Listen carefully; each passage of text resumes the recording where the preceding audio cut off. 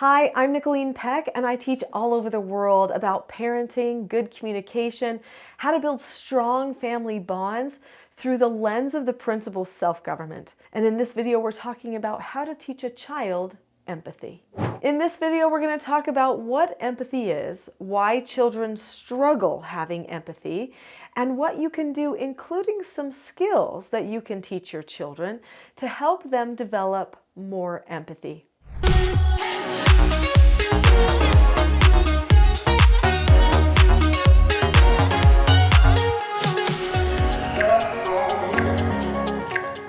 Empathy is a type of understanding of where somebody else is at. It's like you feel yourself walking in their shoes. You truly care about that other person. You want to hear them. You're open to their opinions, to their frustrations. You want to help them in some way. You want to understand where they're coming from.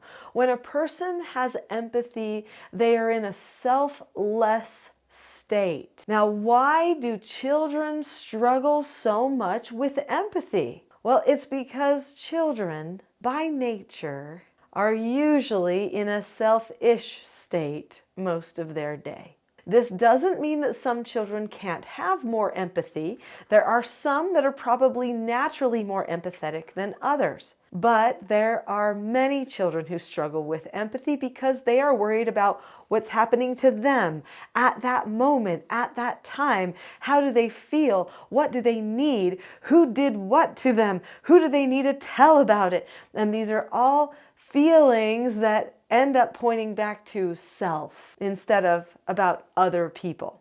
I was one of those children who was a little bit more naturally empathetic toward other people. I cared. I tried to be a peacemaker and solve problems. That was just sort of how I was hardwired. But I know that there were even points in my own upbringing, I remember them, where I felt very selfish and like, why should I care? They hurt me.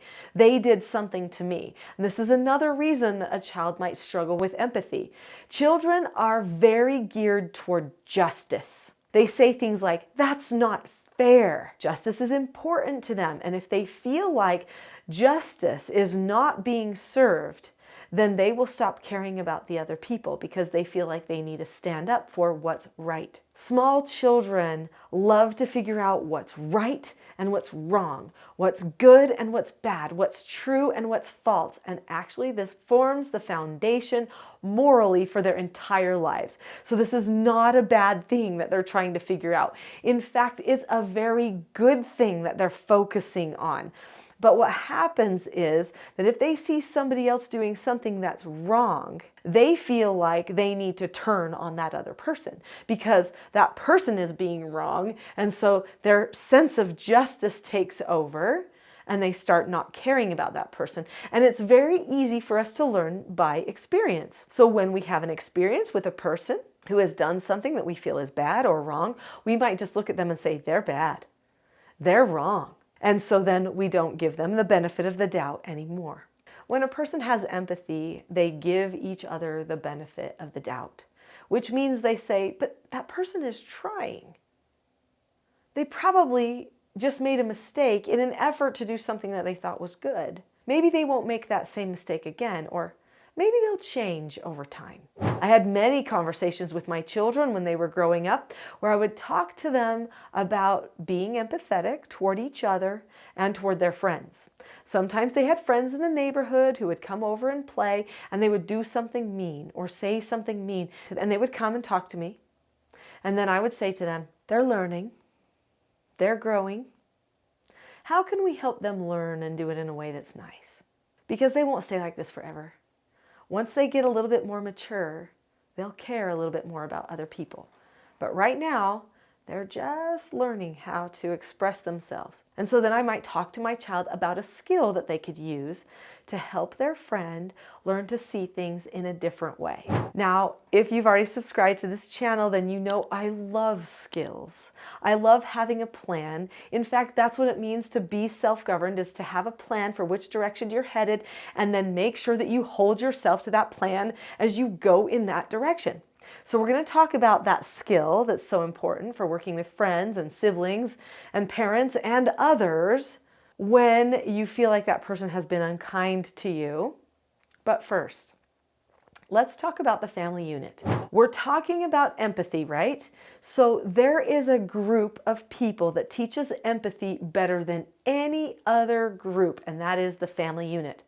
So if your child is with other children all day long, they're going to have a hard time learning empathy because it's survival of the fittest out there, especially when they're all the same age.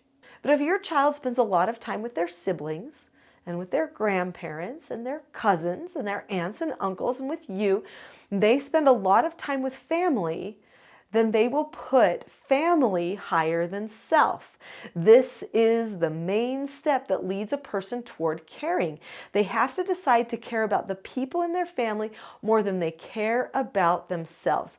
Now, in my TSG parenting course, which is available at teachingselfgovernment.com. This is my parenting course where I talk about all the skills and principles of self-government and how to set that up in your home. In that course, I talk about creating a family vision. This family vision is how we help our children get buy-in for caring about family and for controlling themselves so that it benefits the group. The goal is family unity instead of self-discovery or self-preservation or self-expression. It's not about self. In a self-governed family, it's about family unity.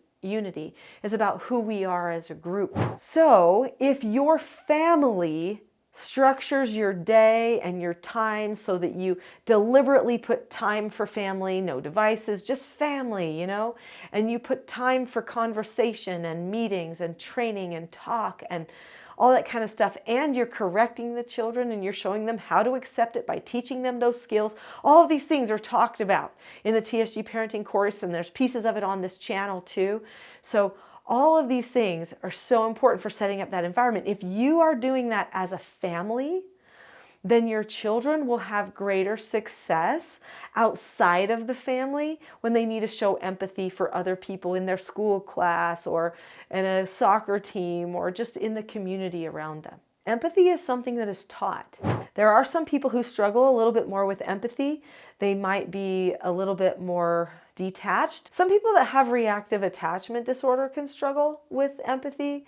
Some people who've been abused can struggle with empathy. There are some different scenarios that can make empathy difficult for a person, but mostly you can just teach it by example, by showing that you care. So when you're correcting your children, how are you doing it? What's the tone that you have? What are the words that you have? Do you need a new skill? If so, I can definitely help you. But are they feeling love from you even during that correction? You should feel closer to your children during and after a correction than you even did before. It's absolutely possible. Is that what's happening? Because that's a number one thing you can do to teach empathy. You can care and be consistent and correct all at the same time.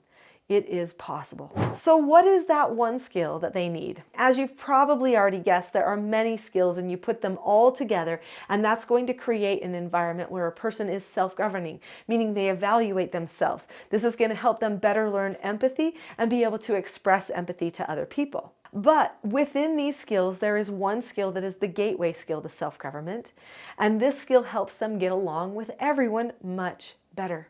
They can show that they care even when they disagree.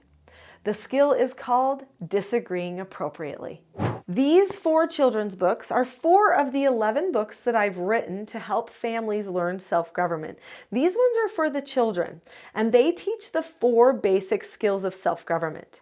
When a person learns these 4 basic skills, that takes care of 99% of their behavioral problems. This book here, Page Takes the Stage, teaches the skill disagreeing appropriately. When a person knows how to disagree appropriately, they look at the person or the situation, they keep a calm face, voice, and body, they say that they understand the other person's point of view, see the empathy bit there, seeking to understand, and then they share their point of view, they listen to what the other person has to say, they say okay, and then they drop the subject. So this means they don't get to control every outcome, but they can control their communications. They can be heard and understood and not have to get angry, be rude, or unkind. They can be understanding instead in the process, and this helps their relationships and their confidence and their self-control. Disagreeing appropriately engages the prefrontal cortex, allows them to solve their problems better, and they become more empowered by using the skill.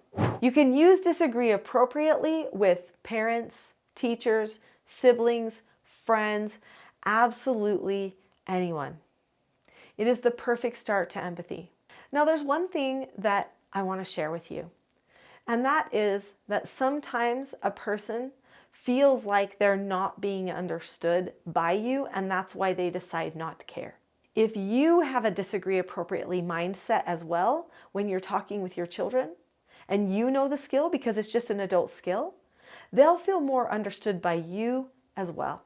Of course, there are more pieces to this puzzle of putting together that perfect environment for learning empathy, but I hope that this was a good start for you. If you go to teachingselfgovernment.com, then you will be able to find books and courses and resources to help you teach empathy and caring to your children, and for you to maybe even develop some increased empathy of your own as well. Go to teachingselfgovernment.com. I'll see you there.